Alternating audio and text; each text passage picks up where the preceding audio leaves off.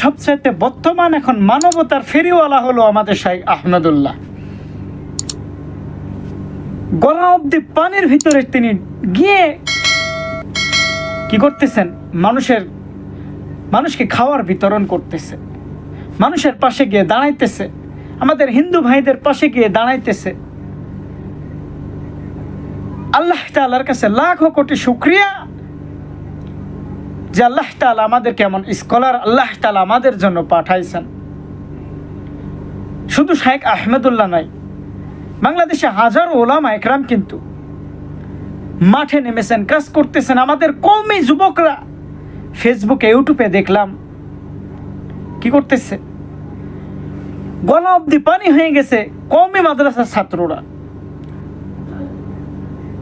তারা যাচ্ছে, খানা নিয়ে পৌঁছায় দিচ্ছে তাদের কাছে, কথা কয় না। তো এই জন্য আল্লাহ তাআলার কাছে দোয়া করি প্রত্যেকটা ওলামা ইকরামকে আল্লাহ তাআলা যেন সুস্থতার নিয়ামত দান করে, শেফা দান করে, কামিয়াবি দান করে। ভাই দোস্ত, এই জন্য বলি ওলামা ইকরামের বিরোধিতা করে কোনো লাভ নেই। আল্লাহ তাআলা যাকে উপরে উঠাইবেন, দুনিয়ার কারোর ক্ষমতা নেই নিচে নামাইতে। এই জন্য আমি বলি দেশবাসীর কাছে, সকলে আপনারা ওলামা একরামের সঙ্গে একসঙ্গে মিলে যুক্ত হন, যে যতটুকু পারেন সাহায্য করবেন এবং তাদের সঙ্গে মাঠে নেমে প্রস্তুতি গ্রহণ করবেন।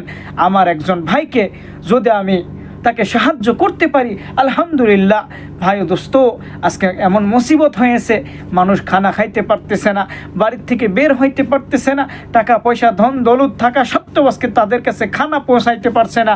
কারণ কি, এখন দেখেন তাকাইয়া আমাদের শাইখ আহমদুল্লাহ হাফিজুহুল্লাহ তিনি কিন্তু খানা বিতরণ করতেছে।